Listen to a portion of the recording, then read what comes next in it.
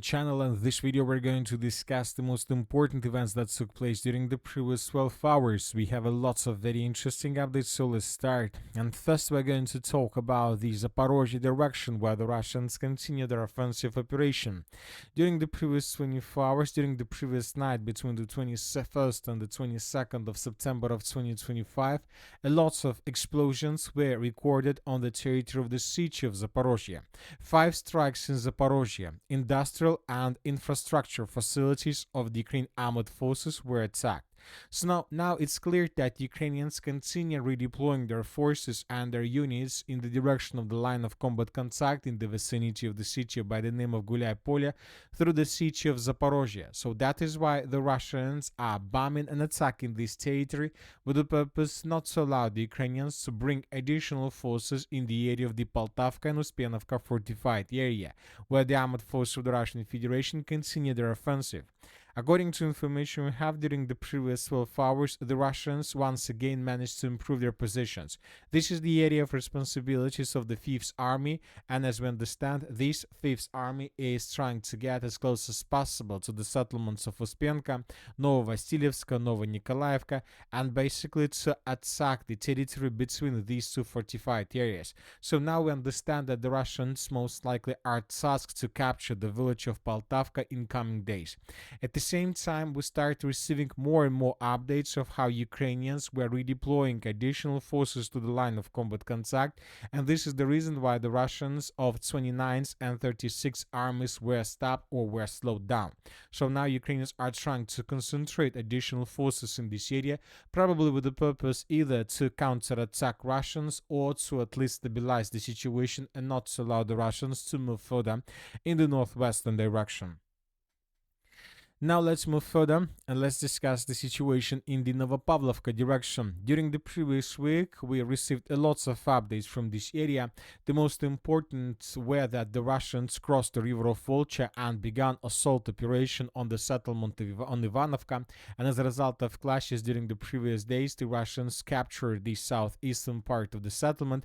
Obviously, this Ivanovka offensive operation is the part of bigger offensive operation in the direction of the settlement of Novopavlivka.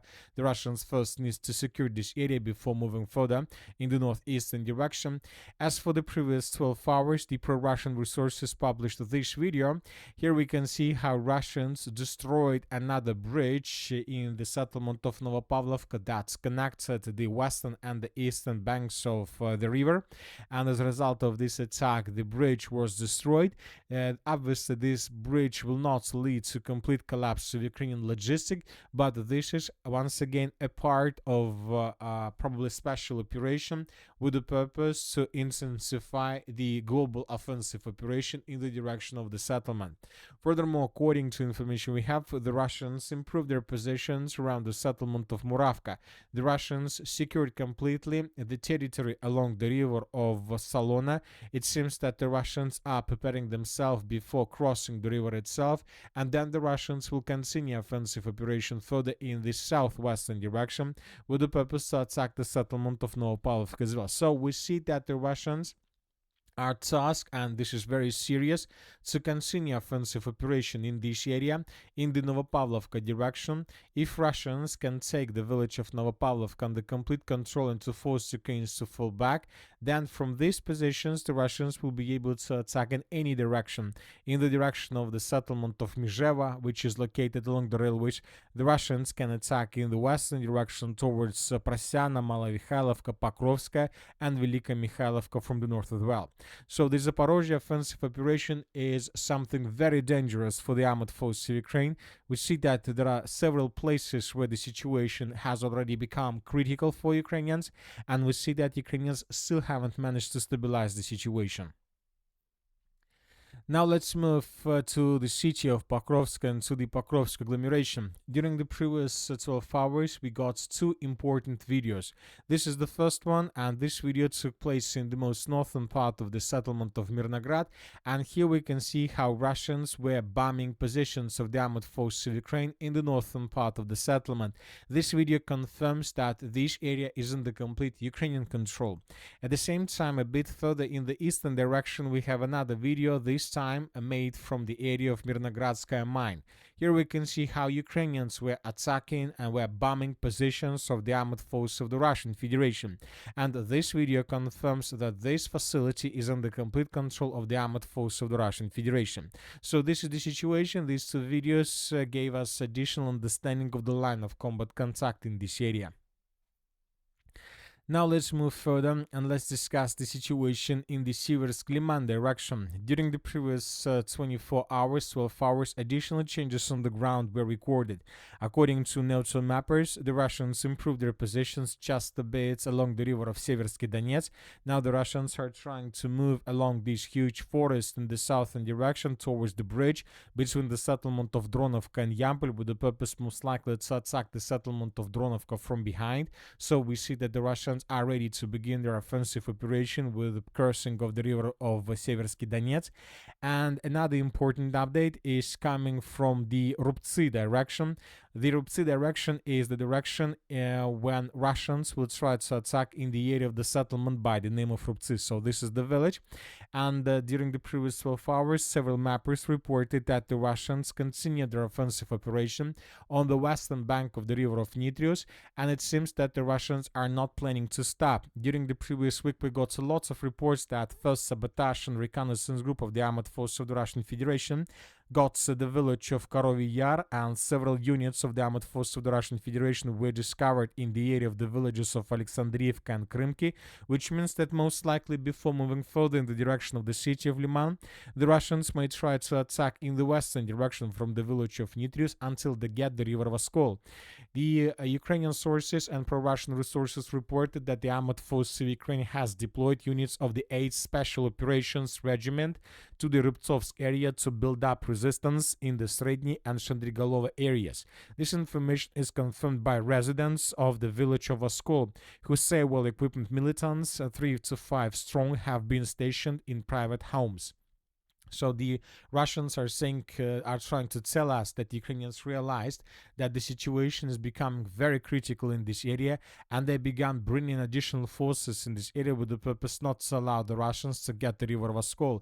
So we believe that the Russians may try to move further in the western direction with the purpose to capture villages of Novoselovka, Yarova, Alexandriivka, Yatskivka, Rubtsy, Lazova, Karpovka, Karovy Yar, and to connect this bridgehead with Russian positions in the area of the village of Glushenkova. If Russians can take this territory under complete control, this will lead to complete collapse of Ukrainian defense, because from this moment Ukrainians would be forced to concentrate additional forces in Izium and Oskol areas with the purpose not to allow the Russians to move further. Furthermore, the Barovo foothold would be cut from supply and support, and Russians will be able to intensify their offensive operation in this direction. Ukrainians would be forced at the end to fall back from this area as well, and Ukrainians all in all would be forced to stretch their units from the settlement of Liman to the city of Barovo, and this is a very huge distance, and most likely Ukrainians will not have enough of forces to control every single square kilometer in this area. Now let's move further and let's discuss the situation in the northeastern part of Kharkiv region. The Russians continue their offensive operation in the area of the city of Volchansk. During the previous 12 hours, pro-Russian resources adjusted their maps, showing additional progress on the ground. So according to these mappers, the Russians are moving in the direction of the settlement of Sinelnikova. And during the previous during the previous days, the Russians improved their position significantly. When summarizing everything that was published by pro-Russian resources, this is approximately the territory that is already under complete control of the armed forces of the Russian Federation.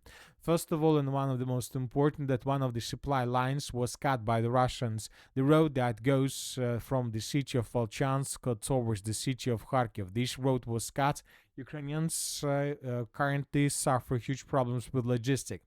We said that the Russians most likely will continue offensive operation further until they establish physical control over T-2104 road. If Russians can do this as well, this will lead to complete collapse of Ukrainian logistics in the entire city of Volchansk. The Ukrainians would be forced to begin supporting their forces along T-2104 road through the settlement of Bily Kolodys, but this logistic is too big, and this will increase the expenses. This will increase the Ukrainian losses, and obviously this will lead at the end to complete collapse of defense and retreat of the armed forces of Ukraine from this area. We see that the Russians continue their Kharkiv offensive operation, and we see that Ukrainians still haven't redeployed here additional forces for stabilization. Most likely, in the end, Ukrainians will face the same problems in the Kharkiv direction as they face right now in the Zaporizhzhia area. And that's it for the short video. Military Summary channel reminds you to condemn any violence in the world. Thank you for your watching. Subscribe to my channel, put your likes, join my Patreon, and have a good day. Bye bye.